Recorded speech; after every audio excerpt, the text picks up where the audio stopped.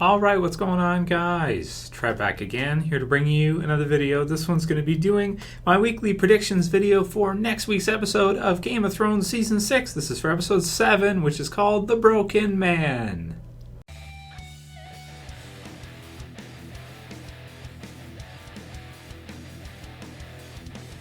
Man, it's pretty excited. So 7, 8, 9, 10. We got 4 episodes left for Game of Thrones. Season 6, that's not that much, especially if some of them are shorter episodes, like this week with episode 6 at 51 minutes. But it looks like we're going to get to see some pretty good pacing because earlier on in the series when you would see, maybe one faction go off to meet another in battle, usually it was pretty spread out. It would take a while. You could see Tyrion and he'll be traveling on the road for a while, this kind of deal. And he'll get to the Vale, and earlier on, it took a while to get places. So in this one, we can see in the preview, which I'll put the link in the description so you guys can check it out. Right off the bat, Jaime is already there. So he's already at River Run, and he's already facing off against the Blackfish, which is really cool. I love it. You see the gate open, and you see him walk up, and I'm always partial to Lannister, armor. I think it just looks really cool. And you see the Blackfish come out, and he's like, "I don't give a fuck, fuck you."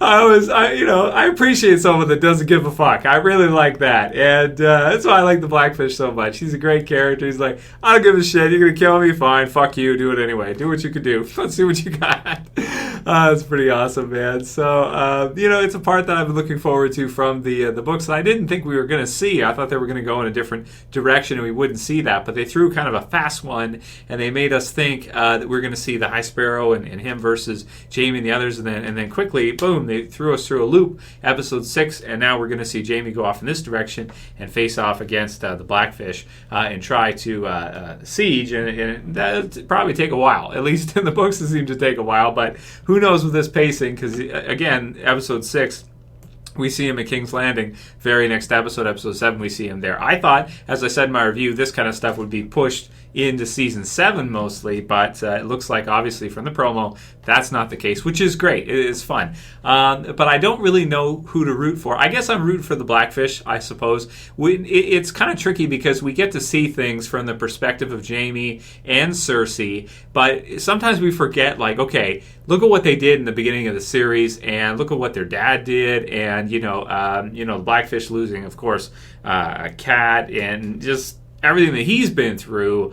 I got to go with him in this one, even though we've seen Jaime's perspective all the way through, and they've kind of taken an interesting angle with regards to that face-off that we haven't seen the Blackfish's perspective and the things that he's been through since, it's been a while, because, with regards to the kind of that whole thing with Walder Frey and the Starks and everything in the North, it's been a while since we've really focused on the repercussions of what happened afterwards and we're just getting back to it now, which I do think is awesome, because I think he's a fun character. And I'm looking forward to seeing how this all plays out in the TV series, and if Jaime can get frustrated and what could happen as he's trying to siege and he won't budge. It should be fun. Should be fun, man. Good stuff. I love it. The Broken Man. So that's the title of the episode. Does it refer to the Blackfish? I think so. I think so. And maybe he gives Jaime a piece of his mind that he really, everything's been taken from him. His daughter's been taken from him. Ed Mule's also been taken from him. He has really nothing left to live for. He is a broken man. So at least I think it refers to him. We'll see when we actually get to see the episode, but it seems like that's a pretty fair, easy prediction. So that for me is the most exciting part, because I didn't even think we were going to see any of this stuff this season. I thought we might not ever see the character again, and they're just, because it's been so long since we have, and they're just kind of bringing him back in out of nowhere. Similarly with Benjen, that was gone for a while, they just bring him back in. It's like, oh hey, he's here too, sweet. Awesome. So can't wait to see what happens with that face-off and everything. And also exciting that Jaime has Bron.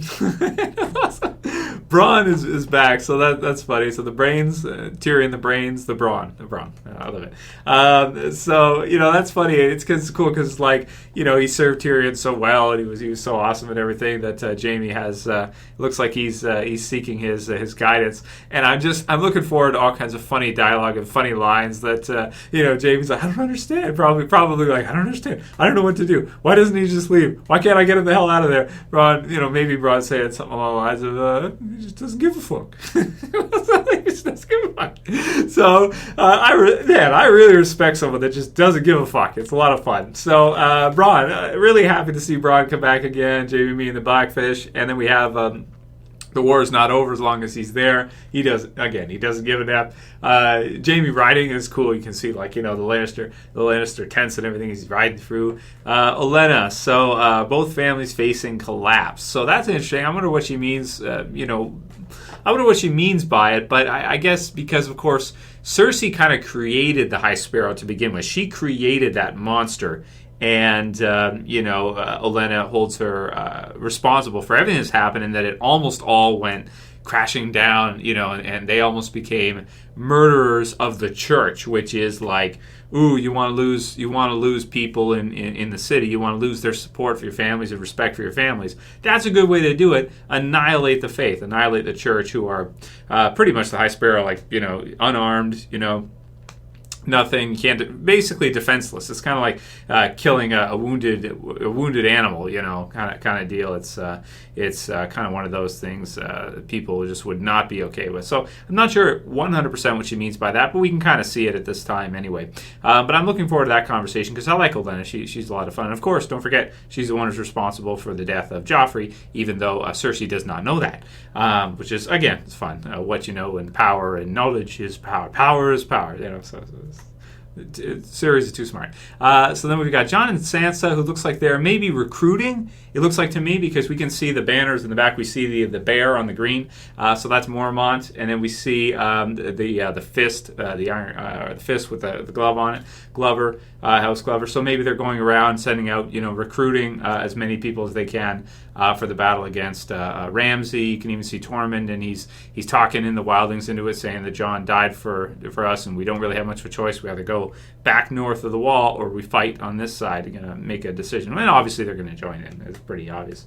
The Iron Islands, taking back the Iron Islands. So I don't think Yara and Theon are going to be able to do that. I think it's a lost cause at this time. I think it's a bad idea. Maybe they'd be better off to just go and meet with Sansa and Jon and offer whatever kind of help that they can, I guess, and just kind of leave it all behind. But of course, their dad was killed, and Yara's not going to let that go, and she doesn't really care about anybody else. She doesn't know any of these other people or anything.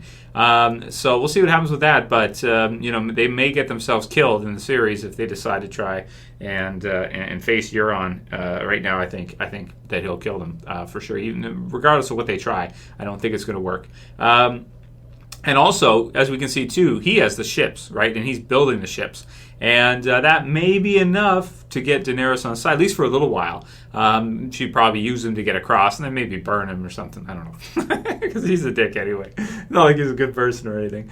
And then we've got Davos, who's still offering up our super epic, awesome, I have a sweet accent, living in the dead, the living versus dead, and the dead are coming. So it's fun. It's a lot of fun. So I'm excited for episode 7. I'm kind of crushed. There's only 4 episodes left of this season. But man, it's great. Can't wait to see the trial by combat for Cersei, the Mountain versus whoever the Faith gets. Still hoping, and I don't think at this point with Benjen returning, I don't think it's a stretch to think that the Hound can return and may fight against his brother, and Clegane Bowl will actually happen. If you don't know what it is, I'll put the link in the description for the video on that explains it, and the fan theory and everything. And right now, it looks like it's being set up. It looks like it's pretty likely. So we'll see, even though we haven't seen the Hound yet, but that doesn't stop them. We haven't seen the Blackfish forever. We haven't seen Walder Frey forever. We haven't seen Benjen forever. And it seems like to me it's cool. But it looks like no Lady Stoneheart ever in the series, so that's a little unfortunate. But hey, what are you going to do? But we did hear a mention of the Brotherhood Without Banners, which is cool because we haven't heard of them for a really, really long time. So I'm looking forward to episode 7. Should be a lot of fun. Most excited to see Bron. Most excited to see the Blackfish again.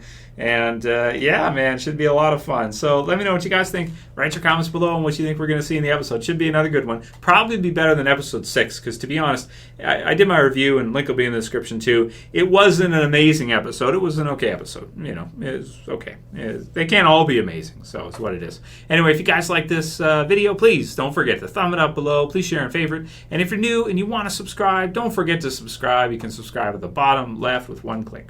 That's it for this video. Send send me your questions for the Q&A, guys. I'm going to do a Q&A right after this, and I'll post it probably Tuesday morning or Tuesday afternoon. So send me your questions. And if you send them to me right away, then good chance that they'll get picked for this week's Q&A for Game of Thrones. That's it for this one. See you guys again real soon. Tuesday, as always, is Trev. I'm saying peace later, guys. See ya.